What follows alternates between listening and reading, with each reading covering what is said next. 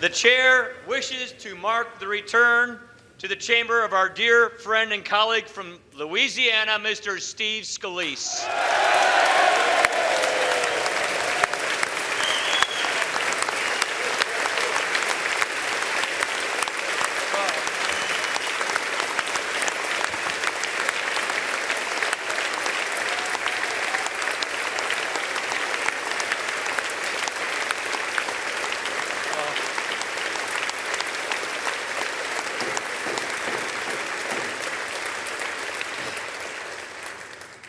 Our prayers have been answered. His bravery and his family's strength have been such an inspiration to this House and to the people it serves. America is grateful for this moment. The chair now proudly asks, for what purpose does the gentleman from Louisiana seek recognition? To speak out of order, Mr. Speaker.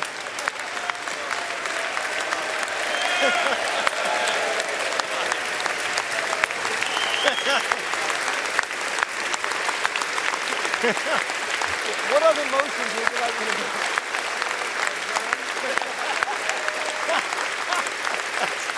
Not the one I'm in. The gentleman is recognized for as much time as he may consume. Wow, thank you, Mr. Speaker.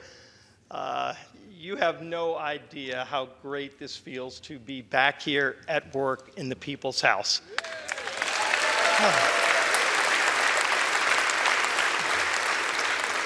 As you can imagine, these last 3.5 months have been pretty challenging times for me and my family. But if you look at the outpouring of love, of warmth, of prayer, my gosh, Jennifer and I have been overwhelmed with all of that outpouring, and it's given us the strength to get through all of this and to get to this point today. And it starts with God.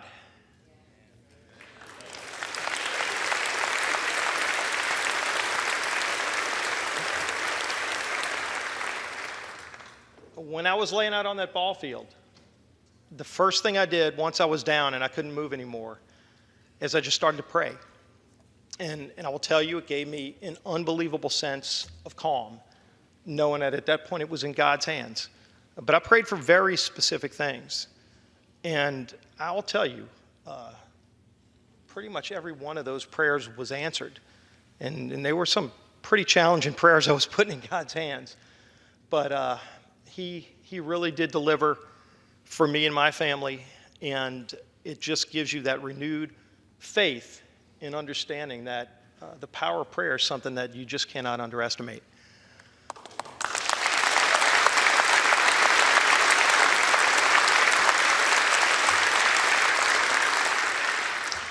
So I'm definitely a living example that miracles really do happen. The first place I want to go to thank true angels along the way starts with the United States Capitol Police.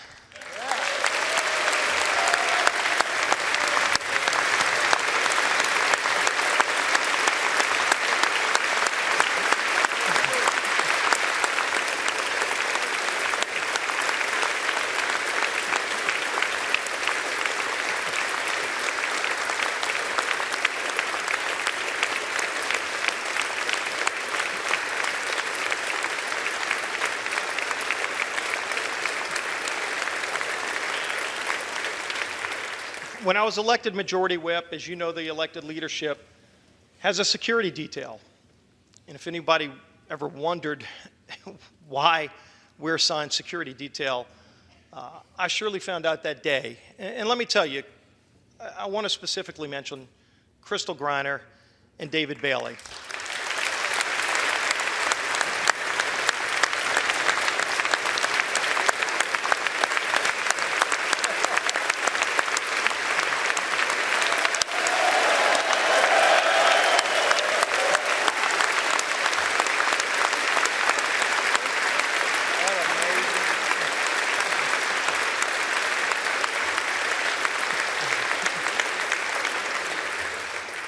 Crystal and David were assigned to my security detail that morning. And day in and day out, they're part of our family. Jennifer and I truly do treat them as part of our family because they're with us everywhere we go. And on that day, it was no different. On June 14th, they came, 6:30 in the morning, we arrived at the baseball field just to play and practice for a game of charity baseball. And nobody would have suspected what ensued. And yet, as soon as those shots were fired, I'll tell you, when I was laying on the ground, one of the things I prayed for is that David and Crystal would be successful in carrying out their duties. And both David and Crystal are incredibly well trained, incredibly professional. But when I was laying there, not long after the first couple of shots were fired, I could hear a different caliber of weapon. And that told me that they had immediately engaged the shooter. And let me tell you, if they didn't act so quickly, and even after being shot both themselves, continued to engage the shooter and ultimately got him down, which not only saved my life, but saved the life of a lot of other people that are here in this chamber today. Crystal couldn't be with us today, but David Bailey is with us. David, you are my hero. You saved my life. And I'm ready. Thank you so much.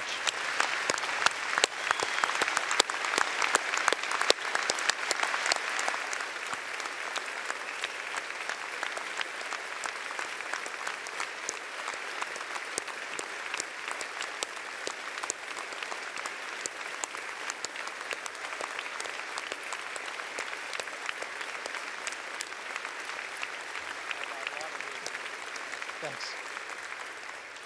Tiger blood. I also owe thanks to a lot of the people that were on the field with me. Right after the shooter was down, a lot of my colleagues came and ran to come check on me. And one I want to mention in particular is one of those things that Jennifer and I call the little miracles that happened that day and throughout the next few months of our recovery. Happened to have Brad Wenstrup on the field that day, and he was one of the first to come to my side.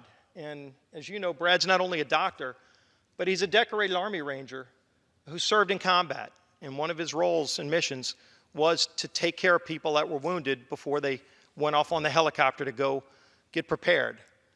Who would have thought that God would have put Brad out there on that field with me, because the tourniquet he applied, many will tell you, saved my life so that I could actually make it to the hospital in time with all the blood loss. So Brad, where are you at? Right down front, right down front. You run it. Love you, brother.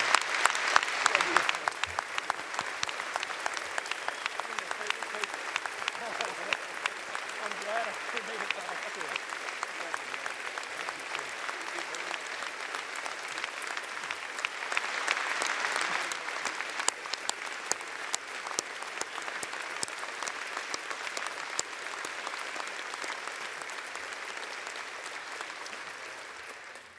Once I arrived at MedStar Hospital, I was a little bit out of it at that point.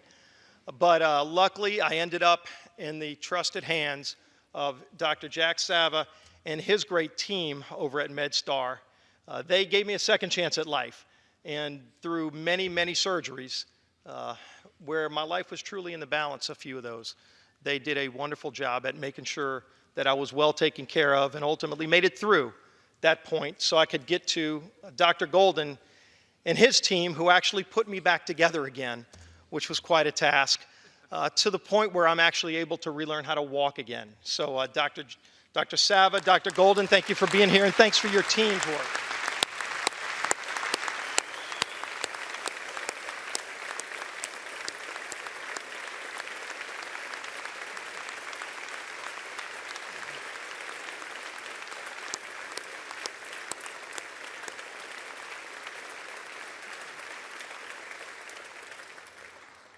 Above all else, I want to thank my lovely wife, Jennifer.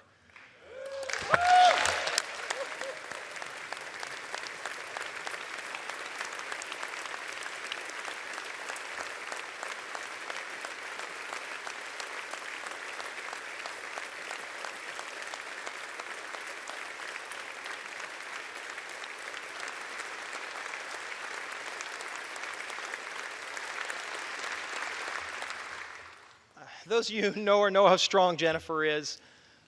She's an incredibly warm and loving wife, and she's an incredible mother to our children. And somehow, through the late nights and the surgeries and all the other things, she managed to hold our family together, to make sure that Harrison and Madison were cared for as well. And still to this day, she's not only by my side, but she's also serving as a great mother. I am lucky to have you. Thanks for being here. Love you, sweetheart.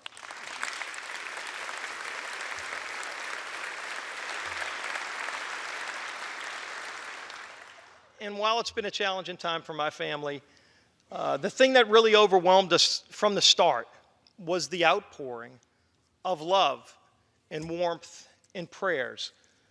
From Southeast Louisiana, the district that I represent, we saw blood drives at St. Catherine. We saw prayer groups at First United Methodist Church in Slidell. But what we also saw were prayer groups and well wishes being given from people that we'd never met before throughout all of your districts. And you shared it with me. And it was one of those things that was hard for us to completely comprehend, that you had people from all walks of life that had never met me before, and yet they saw what had happened, and they just wanted to offer prayers. And let me tell you, to each and every one of you, and please convey it to your constituents, and I sure convey it to my constituents back home, that warmth and love gave us just incredible strength that you can't imagine during some really, really difficult times. And so that is one more example of the power of prayer. Something else I saw firsthand wasn't a surprise to me, but it was the outpouring of love from you, my colleagues, both Republican and Democrat. I know right after the shooting, we were practicing on the Republican side, and the Democrats were practicing too. And my colleague and friend and sometimes arch rival in baseball from back home in New Orleans, unfortunately the star of the game too many times, Cedric Richmond somehow figured out which hospital I was sent to, and got there, probably the first person there on the scene in his baseball uniform to check on me. So many others of you, again, both Republican and Democrat, reached out in ways that I can't express the gratitude and how much it means to me, Jennifer, and our whole family. It really does show the warm side of Congress that very few people get to see. And so I want to thank each and every one of you for that. You don't know how much it meant to me. And when I come back into this chamber here today, it just seeing the faces of all of you, it just means more to me than you can imagine. So thanks for all of that love and support.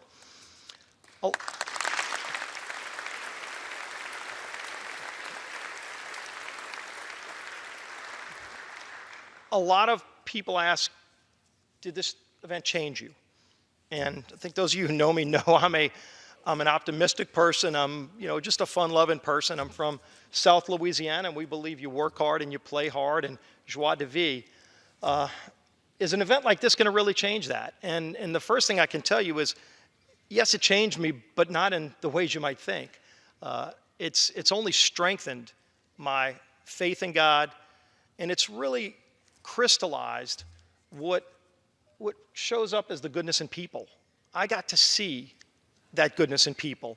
And so while some people might focus on a tragic event and an evil act, to me, all I remember are the thousands of acts of kindness and love and warmth that came out of this and kept me going through all of it. And again, just re-emphasize just how wonderful most people are and how much compassion there is out there. And finally, I want to talk about something that I guess hit me and probably struck me more than anything that I was not expecting, and that was the outpouring of love and support from world leaders. People I've met and have known, Benjamin Netanyahu and I have had some incredible conversations from the hospital. Theresa May reached out. King Abdullah of Jordan, who so many of us have met, reached out. But other world leaders also reached out. People I had never met before. And that touched me in a different way, because each and every one of us, we come here and we fight for the things that we believe in. I have passionate beliefs. For some reason, some of you don't agree with all of those. But it's so important that we come up here. We are the people's house. This is the place where these ideas are supposed to be debated. And we fight through those issues, but ultimately we come together on whatever the board shows as 218. If you can put the majority together, that's what rules the day. It's so important that as we're having those political battles, we don't make them personal. Because one of the things I saw, and I guess this is the thing that really kept coming back to me as I tried to make sense of all this and comprehend the outpouring of love that I saw, it kept coming back to those world leaders. You know, why would leaders from around the world that I'd never met before reach out and say, Steve, we hope you can get back to work. We hope you can come through this. And what it says is, sure, they cared about my well-being, but more than that, they saw this as an attack on all of us. They saw this as an attack on the institution of the United States Congress and our government. And they really count on us to be successful. Look, we all know the United States is the leader of the free world. It's something that we've frankly had the honor as a country to hold as a distinction for generations. And yet, when you look at that title, what it really means is that there are people all around the world that want freedom, maybe that have freedom, but they know the United States being strong is critical to the rest of the world having the opportunity for freedom. And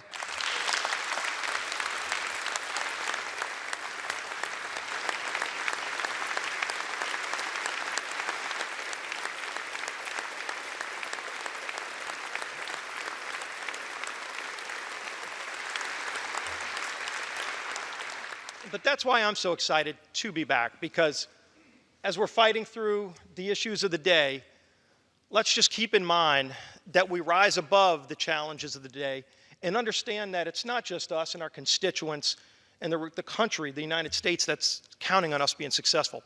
People all around the world that believe in freedom are counting on us as well, and we will deliver for them. That's why I am so honored to be back here in the House serving with you. God bless each and every one of you, and God bless the United States of America.